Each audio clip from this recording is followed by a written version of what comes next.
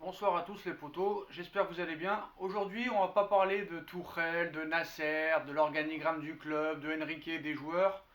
On en a parlé pas mal depuis la débat contre Manchester United. Aujourd'hui, on va laisser un peu ça en stand-by. Aujourd'hui, on va parler un peu du poste de gardien de but.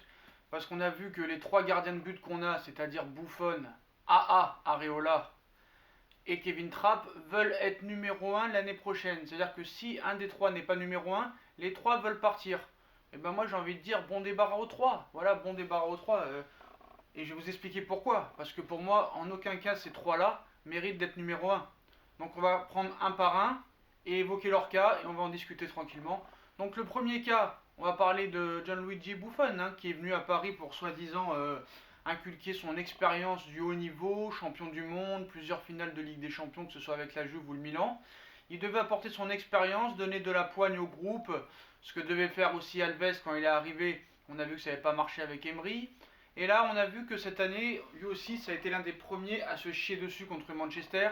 On voit bien au début d'une match que le gars tire la tronche et qu'il ne parle pas du tout. Au contraire, c'est les autres qui parlent. Lui n'a rien dit. Il n'a pas porté ses couilles. Et non seulement il n'a pas été extraordinaire toute la saison, mais en plus dans ce match-là, il a été d'une nullité. Il a été catastrophique. Donc on a vu que le gars est en fin de carrière. Donc là maintenant, il va sur ses 41 ans.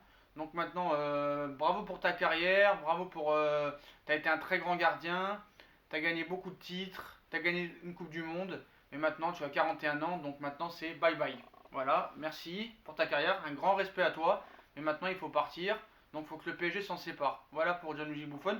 Il y en a qui me disent, ouais mais t'as vu le match contre Angers qu'il a fait? On s'en fout du match contre Angers qu'il a fait. Tu vois pas les arrêts qu'il a fait? Ils lui ont tiré dessus. Certes, il a arrêté un penalty, mais bon, à l'arrivée, il y a but derrière, donc voilà. Il n'a pas fait une saison extraordinaire.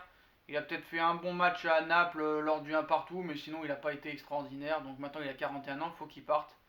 Puis il faut passer à autre chose. Il ne faut pas faire du neuf avec du vieux. Ça ne marchera pas. Donc au revoir Buffon et quand même bravo pour ta carrière. Deuxième gardien, on va parler de AA, parce que moi je dis AA quand je le vois, et c'est ses initiales, Alphonse Areola.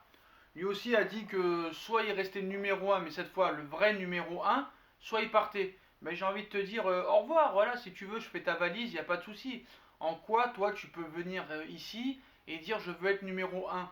Qu'est-ce que tu as fait au Paris Saint-Germain? Bon, certes, il n'a pas fait de grandes boulettes inimaginables comme Trapp a pu faire, comme Buffon a pu faire, mais je suis désolé, tu n'es jamais décisif.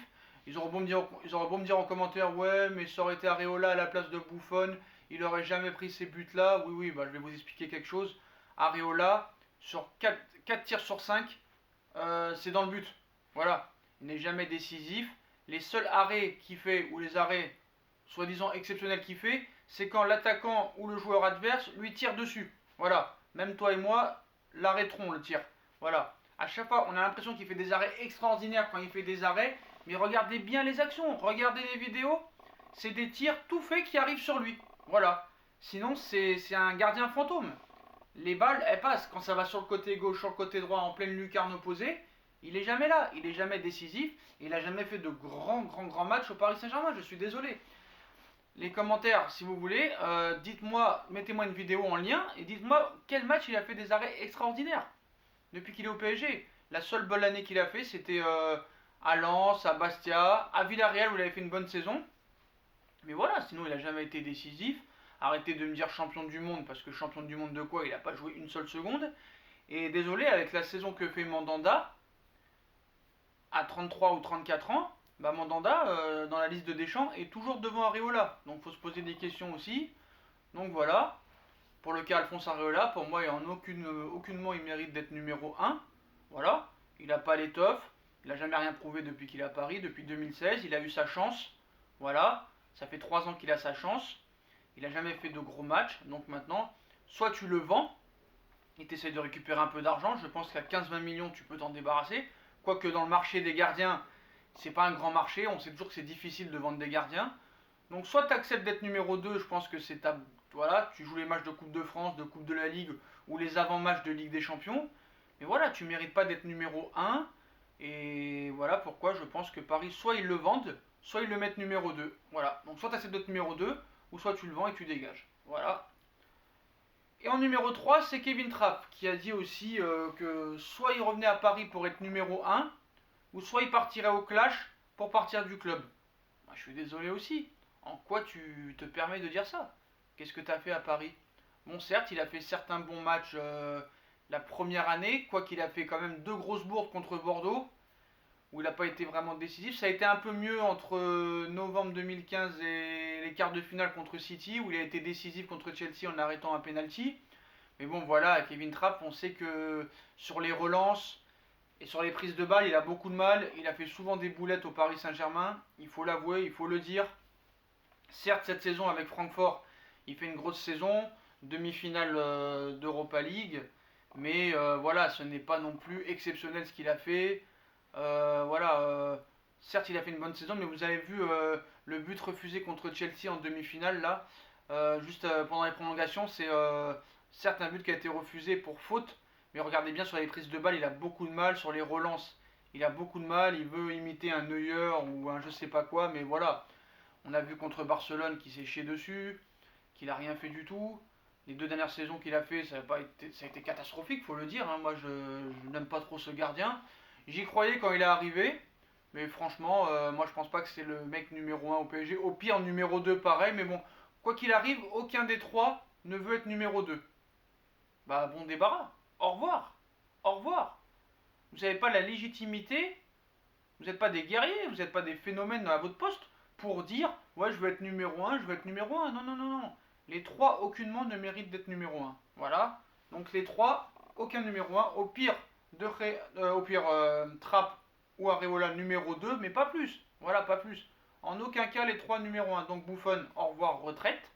Areola, soit numéro 2, soit on te vend et tu dégages. Et Trapp, il n'y a pas de clash ou pas clash. Soit tu es numéro 2, ou soit tu te casses aussi. Voilà.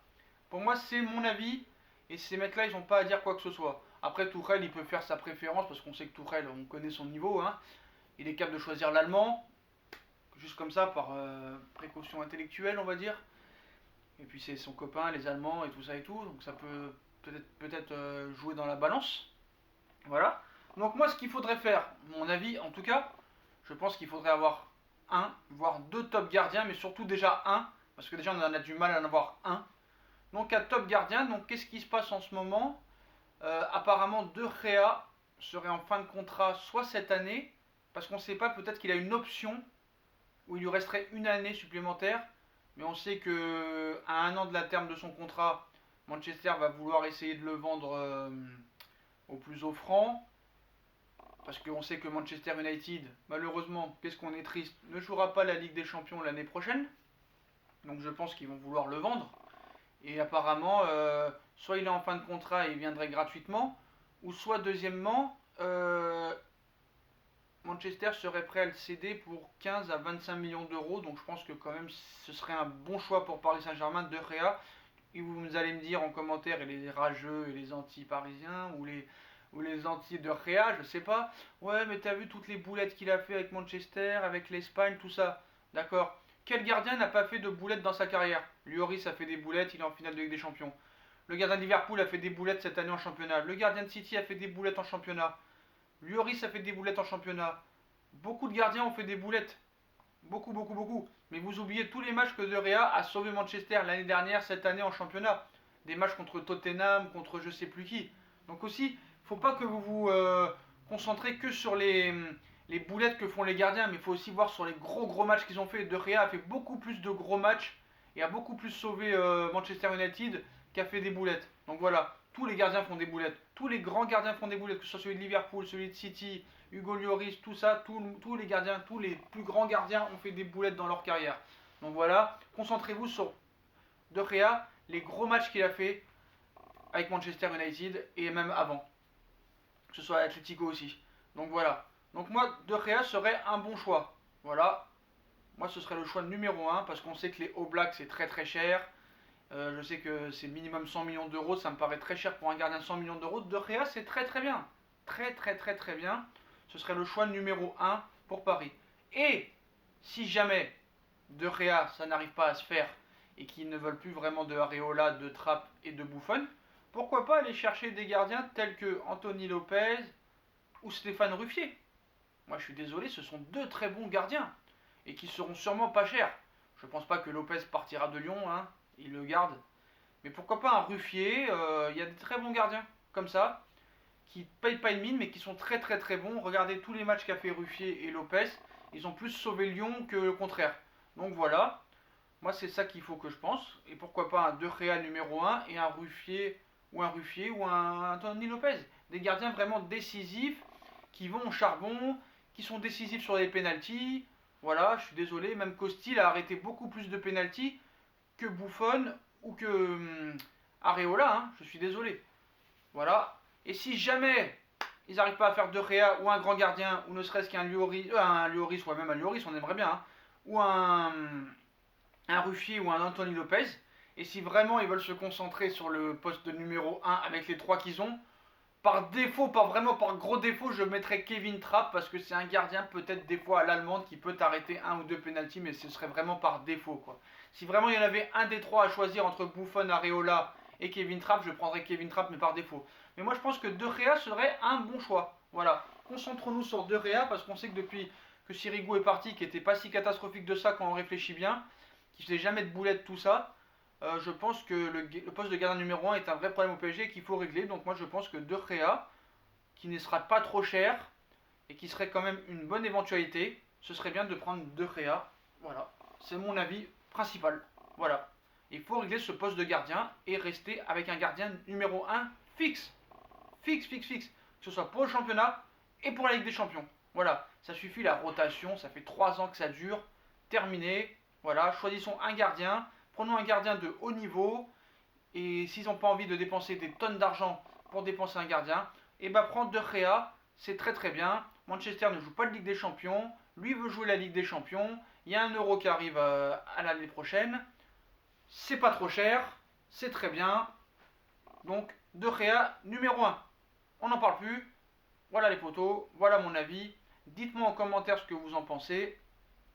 Que si pour vous il faut changer, si De Gea c'est une bonne éventualité pour vous, même si c'est très loin d'être fait, mais mon premier avis, au poste de gardien de but, De Gea c'est très bien. Voilà les potos.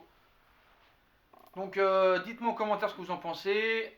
Je compte sur vous pour mettre les pouces bleus, liker, partager, commenter. Voilà, on fera des séries de vidéos comme ça pour voir à quel poste il faut changer. Et on reparlera toujours de Tourelle et de l'organigramme et des joueurs et des milieux de terrain, ceux qui partent, ceux qui doivent arriver, mercato. Dites-moi en commentaire ce que vous en pensez. Et si vous avez aimé la vidéo, je compte sur vous pour vous abonner surtout. Et dites-moi pour le livre, il n'y a que 3 ou 4 personnes qui me l'ont demandé. Je vous laisse encore une semaine pour dire en commentaire si vous voulez le livre. Donc voilà, De Gea numéro 1 pour le poste de gardien de but. Voilà, salut les potos, bonne soirée à vous et à la prochaine.